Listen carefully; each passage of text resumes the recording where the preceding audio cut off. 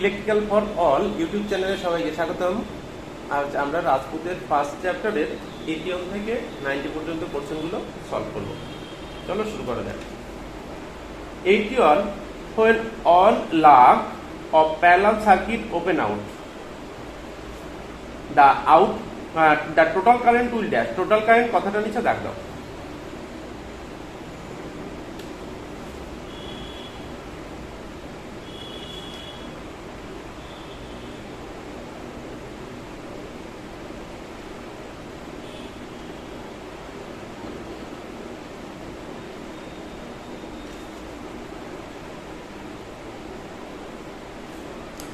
মনে করো 12 ভোল্টেজের কোনো একটা সোর্স থেকে তিনটে 12 ওহম রেজিস্ট্যান্সের ভেতর কারেন্ট ফ্লো করছে। তা আমরা জানি প্যারালালের এফেক্টিভ রেজিস্ট্যান্স সেম রেজিস্ট্যান্স যদি থাকে তাহলে নাম্বার অফ রেজিস্ট্যান্স দিয়ে ভাগ করতে হয়। তাহলে এখানে 12 করে আছে রেজিস্ট্যান্স, তাহলে তিনটে রেজিস্ট্যান্স যখন কার্যকরী আছে তখন 12/3 সমান 3 4 12 4 ওহম এফেক্টিভ রেজিস্ট্যান্স। যদি একটা কেটে যায় তখন রেজিস্ট্যান্স 12 ডিভাইডেড বাই দুটো পদ কাজ করছে, তাহলে 2 সমান 6 ওহম রেজিস্ট্যান্স। আর যদি আরো একটা কেটে যায় তাহলে 12 ডিভাইডেড বাই 1 সমান 12 ওহম রেজিস্ট্যান্স। তাহলে যতগুলো কাটবে তত এফেক্টিভ রেজিস্ট্যান্স বাড়বে। এইবার when all leg of the parallel circuit is opened out, the total current dash. V is equal to IR, তাহলে I is equal to V by R। Voltage সোর্সের voltage same থাকলে I inverse proportional to R। তাহলে আগের তুলনায় যতগুলো circuit কাটবে তত resistance বাড়তে আছে। তাহলে রেজিস্ট্যান্স যদি বাড়ে কারেন্টের পরিমাণ অবশ্যই কমতে থাকবে। তাহলে সঠিক উত্তর হবে ডিক্রিজেস। তাহলে সঠিক উত্তর সি দাগ ডিক্রিজ। 82 দাগের কোশ্চেনে দেখো, ইন এ ল্যাম্প লোড কথাটা নিচে দাগ দাও। when more than 1 lamp are switched on কথাটা নিচে দাগ দাও।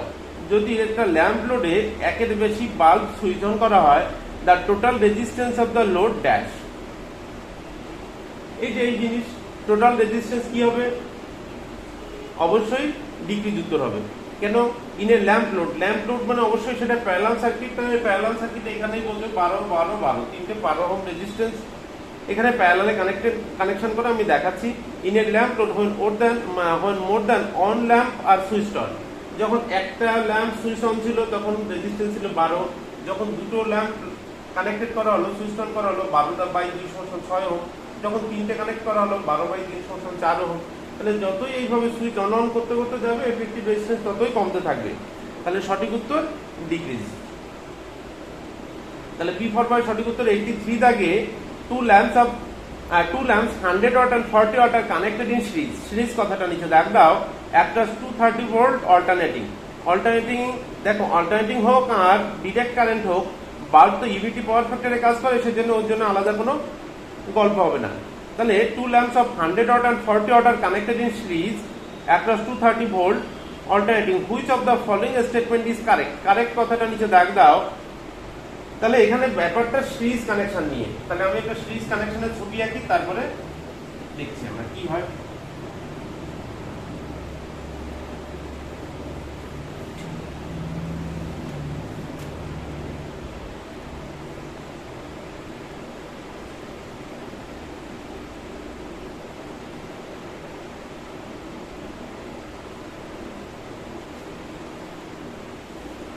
কি বলছে? two bulbs 100 watt and 40 watt are connected in series। সিরিজে কানেক্ট করা হলো। এটা মনে করো 100 watt, একটু বড় বাল্ব, এটা ছোট বাল্ব, এটা 40 watt।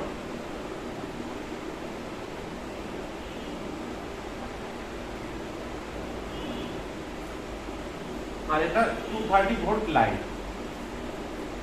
which of the following statement is correct? 100 watt bulb will glow brighter। 100 watt বাল্বটা বেশি ব্রাইটনেস সহকারে জ্বলবে না 40 watt bulb will glow brighter?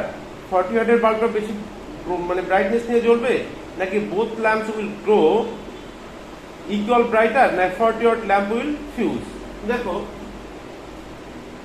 যে কোনো একটা বাল্ব তৈরি হয় প্যারালালে কানেকশন করার জন্য। তাহলে R is equal to V²/P। তাহলে ভোল্টেজটা কনস্ট্যান্ট থাকবে।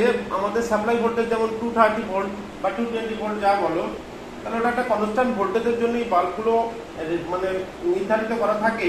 তাহলে R inverse proportional to P। যদি কোনো একটা নির্দিষ্ট ভোল্টেজে রেজিস্ট্যান্স এবং পাওয়ার ইনভার্স প্রপোর্শনালে ভ্যারি করে। তাহলে এখানে 40 ওয়াটের তুলনায় 100 ওয়াটের তুলনায় 40 ওয়াটের ওয়াটেজটা কম, অতএব রেজিস্ট্যান্সটা হাই।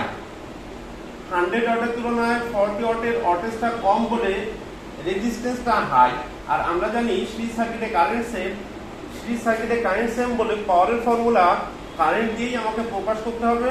তাহলে P I স্কয়ার R, তাহলে P directly proportional to R, কারণ আমরা জানি সিরিজে কারেন্ট সেম। তাহলে 100 ওয়াটের তুলনায় 40 ওয়াটের ওয়াটেজ কম বলে রেজিস্ট্যান্স হাই, আর রেজিস্ট্যান্স হাই বলে ওয়াটেজ হাই হয়ে যাবে। তার মানে brightness of the 40 watt bulb will be high. তাহলে 40 ওয়াটের ব্রাইটনেস হাই হবে, সেটা লেখা আছে বি দাগে। তাহলে 40 watt lamp will glow brighter. B for boy সঠিক উত্তর। জিনিসটা হলো কানেকশন নরমালি করা হয় প্যারালালের জন্য এই বাল্বগুলো তৈরি, কিন্তু প্যারালালে না লাগিয়ে সিরিজে লাগানো হয়েছে বলে হায়ার ওয়াটেজের বাল্বটা লোয়ার ওয়াটেজের বাল্বের তুলনায় কম ব্রাইটনেস সহকারে জ্বলবে, বা অন্যভাবে বললে হায়ার ওয়াটেজের তুলনায় লোয়ার ওয়াটেজের বাল্বটা বেশি ব্রাইটনেস সহকারে জ্বলবে। কারণ এখানে কানেকশনটা আমি উল্টো করেছি, এফেক্টটাও আমি উল্টোটাই পাবো। তাহলে বি ফর বয় সঠিক উত্তর। এইবার এখানে একটা জিনিস, যে ভোল্টেজের জন্য ওরা রেটেড ভোল্টেজটা যদি দুটো বাল্ব এরকম সিরিজে লাগিয়ে দিয়ে ডাবল করে দেওয়া হয়, সেক্ষেত্রে দুজনের ওয়াটেজ যদি আলাদা হয়, সবসময় ছোট ওয়াটেজের বাল্বটা পুড়ে যাবে। কারণ কি, ভোল্টেজ ডিস্ট্রিবিউশন ফর্মুলা অনুসারে সিরিজে V IR, তাহলে V directly proportional to R। দুটো বাল্বের যদি ওয়াটেজ সেম থাকতো তাহলে ভোল্টেজ ডিস্ট্রিবিউশন ইউনিফর্ম হয়ে ডাবল ভোল্টেজটাকে উইথস্ট্যান্ড করতে পারতো। কিন্তু যদি দুটো ওয়াটেজ আলাদা আলাদা হয়ে ডাবল ভোল্টেজ করা হয়, সেক্ষেত্রে লো ওয়াটেজের ভোল্টেজ ড্রপটা যে রেটের জন্য তৈরি তার তুলনায় বেশি হয় বলে সেটা পুড়ে যায়। সেটা অন্য সময় আমি দেখিয়ে দেবো অঙ্ক করে। তাহলে এখানকার অপশন অনুসারে বি ফর বয় সঠিক উত্তর। 84 দেখেন কোশ্চেনটা, resistance of 220 volt 100 watt lamp will be dash.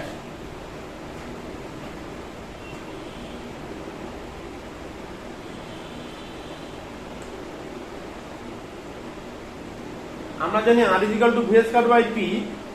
এখানে ভোল্টেজ আছে 220, তাহলে 220 × 220, আর পাওয়ার দেওয়া হচ্ছে 100 ওয়াট, তাহলে 100 0 0 0 0, তাহলে 484 ওহম। সিধা সঠিক উত্তর। 85 দাগে, in the case of direct current কথাটা নিচে দাগ দাও।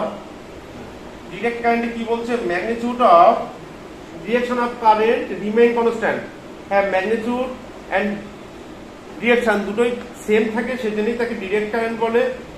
বিদাগে কি বলছে, তাহলে এদাগ সঠিক উত্তর। বিদাগে magnitude and direction of the current change দুই টাইমের সঙ্গে সঙ্গে মান এবং দিকের পরিবর্তন হয়, তাহলে সেটা তো আর ডিরেক্ট কারেন্ট থাকবে না, সেটাকে অল্টারনেটিং কারেন্ট বলবে। তাহলে সেজন্য বিদাগের পাশে একটা অ্যারো চিহ্ন দিয়ে লিখে রাখতে পারো অল্টারনেটিং কারেন্ট। আর সিদাগে magnitude of current changes with time, magnitude of current remain constant. শুধু magnitude of the current remain constant হলে হবে না, ডিরেকশনটাও কনস্ট্যান্ট হতে হবে, কারণ ডিরেকশনটা তো অল্টার হতে পারে। তাহলে সেজন্য ওই একমাত্র সঠিক উত্তর হবে এ দাগ। 86 দাগের কোশ্চেনটা very very important. when electric current pass through a bucket full of water, এক বালতি জল আছে, সেখানে ইলেকট্রিক কারেন্ট পাস করানো হলো, লট অফ বাবলিং কথাটা নিচে দাগ দাও। Is observe this suggest that the type of supply is dash. দেখো দুটো গল্প আছে, লট অফ বাবেল আর স্লাইড বাবেল। এবার বাবেলটা তৈরির কারণের ভেতরেই উত্তর।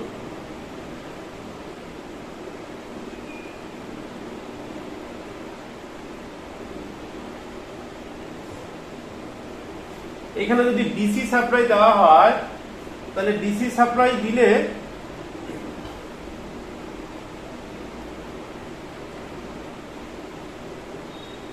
এখানে দুটো প্লেট আছে,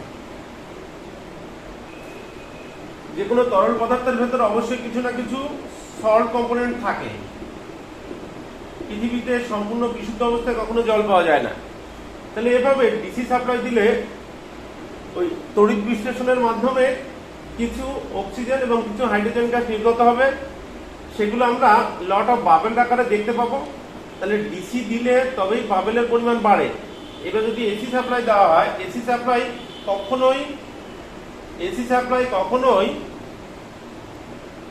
ইলেকট্রো মানে তড়িৎ বিশ্লেষণ ঘটাতে পারে না, কারণ কি ও প্রতি সেকেন্ডে যদি 50 হার্টজ ফ্রিকোয়েন্সি হয়, প্রতি সেকেন্ডে 50 বার পজিটিভ 50 বার নেগেটিভ, তাহলে কোনো প্লেটেই এসে ক্যাটায়ন বা অ্যানায়ন গুলো মানে জমা হতে পারে না। তাহলে সেই জন্য ও ইলেকট্রোপ্লেটিং মানে তোমার ইলেকট্রোপ্লেটিং বা ইলেকট্রোলাইসিস এগুলো করতে পারে না। ইলেকট্রোপ্লেটিং বা ইলেকট্রোলাইসিস হতে গেলে অবশ্যই ডিসি সাপ্লাই ভোল্টেজ চাই। তাহলে এসির ক্ষেত্রে কি হবে, এসির ক্ষেত্রে এই জলের ভেতর থেকে, জলের তো একটা রেজিস্ট্যান্স আছে, ওর ভেতর থেকে কিছুটা কারেন্ট ফ্লো করবে। সেই কারেন্ট ফ্লোর জন্য জলের টেম্পারেচার সামান্য বাড়বে। সেই জলের টেম্পারেচার বাড়ার সঙ্গে সঙ্গে কিছুটা বুদবুদ আকারে গ্যাস নির্গত হবে। সেই গ্যাসটা হলো জল বাষ্পায়নের সেই গ্যাস। তার কোয়ান্টিটিটা অনেক স্মল হবে। তাহলে when electric current pass through a bucket full of water, এক বালতি জল আছে যেটা মানে একটা বালতি আছে যেটা জলে পূর্ণ, lot of babbling is observe, প্রচুর পরিমাণে বাবলিং যদি থাকে, প্রচুর পরিমাণে যদি বুদবুদ থাকে, this suggest that the type of supply is কি, অবশ্যই সেটা ডিসি হবে। আর এসি সাপ্লাই হলে স্মল অ্যামাউন্ট অফ বাবলিং তৈরি হবে। তাহলে এসি সাপ্লাই যেটা লেখা আছে এ দাগে, তার পাশে একটা অ্যারো চিহ্ন দিয়ে লিখে রাখো small amount. Any of the above two আর নান অফ দ্য অ্যাবভ, এগুলো অপশন বাড়ানোর জন্য দিয়েছে, এগুলো উত্তর হবে না। তাহলে সঠিক উত্তর বি ফর বোম্বে। 87 দাগের কোশ্চেনটা 72 দাগের অপোজিট। আগে একবার বলেছিলাম আগের ভিডিওটায়, resistance of carbon filament lamp. Carbon কথাটা নিচে দাগ দাও। কার্বন হলো সেমিকন্ডাক্টর ডিভাইস। তাহলে যে কোনো মেটাল বা metal alloy positive temperature coefficient, তার মধ্যে পৃথিবীতে যা কিছু আছে সবকিছুই নেগেটিভ টেম্পারেচার কোএফিসিয়েন্ট। তাহলে এখানে কার্বনটা নেগেটিভ টেম্পারেচার কোএফিসিয়েন্ট। তাহলে resistance of carbon filament lamp dash as the applied voltage increases. Voltage বাড়লে পাওয়ার বাড়ে, পাওয়ার বাড়লে টেম্পারেচার বাড়ে। আর মেটাল বা metal alloy positive temperature coefficient, আর সেমিকন্ডাক্টর ইনসুলেটর এগুলো সব negative temperature coefficient. Carbon semiconductor device বলে নেগেটিভ টেম্পারেচার কোএফিসিয়েন্ট, তাহলে অবশ্যই ডিক্রিজ উত্তর হবে। তাহলে রেজিস্ট্যান্স ডিক্রিজ করবে, কারণ কি নেগেটিভ টেম্পারেচার কোএফিসিয়েন্ট তারাই যারা টেম্পারেচারের সঙ্গে সঙ্গে ইনভার্স প্রপোর্শনে তাদের রেজিস্টিভিটির ভ্যারি ঘটায় বা রেজিস্ট্যান্সের ভ্যারি ঘটায়। তাহলে ইনভার্স প্রপোর্শনে তাহলে অবশ্যই সেটা ডিক্রিজ উত্তর হবে। তাহলে সঠিক উত্তর বি ফর বয়। 88 টাকার কোশ্চেনটা টিসিএল 2016 তে এসেছিল এবং কেএমসি 2018 তে এসেছিল। Birds in street lighting. Street lighting কথাটা নিচে দাগ দাও। Are all connected in parallel series parallel না এন্ড টু এন্ড, অবশ্যই প্যারালাল হবে, কারণ প্যারালালে লাগালে তবেই প্রত্যেকটা অ্যাপ্লায়েন্স উপযুক্ত ভোল্টেজ পাবে এবং কোন একটা বাল্ব কেটে গেলে বাকি বাল্বগুলো জ্বলবে। তাহলে অবশ্যই সঠিক উত্তর হবে সি দাগ প্যারালাল। 89 দাগের কোশ্চেনটা very very important for testing appliances. The weightage কথাটা নিচে দাগ দাও। Weightage of test lamp should be dash, very low, high না এনি ভ্যালু। সঠিক উত্তর হবে হাই। তাহলে টেস্টিং অ্যাপ্লায়েন্সের ক্ষেত্রে ওয়াটেজটা হাই হবে কেন? মনে করো তুমি টেস্টিং এর সময় লো ওয়াটেজের কোনো টেস্ট ল্যাম্প ব্যবহার করলে এবং অন্ধকার জায়গায় সেটা ব্যবহার করার ফলে তার ব্রাইটনেস দিয়ে তুমি বুঝতে পারলে যে ওখানে পাওয়ার আছে। তোমার একটা জায়গায় টেস্ট ল্যাম্প দিয়ে কোনো জায়গায় পাওয়ার আছে কিনা সেটা দেখার দরকার ছিল, এবং যদি পাওয়ার না থাকে তুমি হাত দিয়ে কাজ করবে। তাহলে লো ব্রাইটনেসের কারণে তুমি অন্ধকার জায়গায় দেখতে পারলে, লো ওয়াটেজ লো ব্রাইটনেস অন্ধকার জায়গায় দেখতে পারলে, কিন্তু সেটা যদি আলোক উজ্জ্বল জায়গায় হয়, বাল্বটা জ্বললো কিন্তু তোমার চোখ সেটা বুঝতে পারলো না যে সেই বাল্বটা ঠিকঠাক জ্বলেছে কিনা। তোমার মনে হলো বাল্ব জ্বলেনি, তুমি হাত দিলে সব খেলে, তাহলে লাইফ রিস্ক থাকে। তাহলে সেই জন্য টেস্ট ল্যাম্পটা অবশ্যই হায়ার ওয়াটেজে ব্যবহার করা হয়, যে জ্বলেছে এটা 100% কনফার্ম হওয়ার জন্য। কারণ টেস্ট ল্যাম্প তো সারাদিন জ্বালিয়ে রাখা হয় না যে huge amount of power consumption হবে। টেস্ট ল্যাম্প শুধুমাত্র টেস্টিং পারপাসে খুব সামান্য সময়ের জন্য ব্যবহার হয়, যাতে লাইফ রিস্ক না থাকে। সেই জন্য হায়ার ওয়াটেজ রেটিং এর টেস্ট ল্যাম্পই ব্যবহার করা উচিত। তাহলে সঠিক উত্তর হবে হাই। 90 থেকে কোশ্চেনটা দেখো, switching off a lamp in house produces noise in the radio. রেডিওতে নয়েজ তৈরি করছে সুইচিং অপারেশন করলে একটা ল্যাম্পে। This is because switching operation produces arc across separating contact. Separating কন্ট্যাক্টসে আর্ক তৈরি হয়। দেখো আমরা যখন সুইচ অন অফ করি তখন কখনো কখনো দেখা যায় সুইচের গোড়া থেকে একটা আলোক স্ফুলিঙ্গ দেখা যায়। তা সেই জিনিসের কারণে ওখানে বিভিন্ন ফ্রিকোয়েন্সির ওয়েভফর্ম তৈরি হয়। সেই ওয়েভফর্মের সঙ্গে তোমার যদি রেডিওর ওয়েভফর্মটা মিলে যায় তখন রেডিওতে বিভিন্ন বাজে সাউন্ড তৈরি হয়। তাহলে এ দাগ সঠিক আছে। Magnetic noise of the high intensity, magnetic নয়েজের জন্য ওটা হয় না। Both magnetic noise and arc between contact, না ওটাও উত্তর হবে না। ডি দাগ উত্তর হবে না, নান অফ দ্য অ্যাবভ আছে যেটা। দেখো হাইলি ইন্ডাকটিভ সার্কিট জিনিসটা হলো এরকম, এনার্জি স্টোরের একটা ফর্মুলা আছে। এনার্জি স্টোরের ফর্মুলাটা কি? W is equal to half CV square আর W is equal to half LI square. যার মাথায় স্কয়ার আছে সে সেই জিনিস চেঞ্জে বাধা দেয়। এখানে সির ফর্মুলা আছে মানে ক্যাপাসিটরের এনার্জি স্টোরের ফর্মুলা। ক্যাপাসিটরের এনার্জি স্টোর যার মাথায় স্কয়ার আছে সে সেই জিনিস চেঞ্জে বাধা দেয়। তাহলে ক্যাপাসিটর ভোল্টেজ চেঞ্জে বাধা দেয়, ইন্ডাক্টর কারেন্ট চেঞ্জে বাধা দেয়। কোন একটা এসি সার্কিটে কারেন্ট ফ্লো করছে কোন একটা লোডে,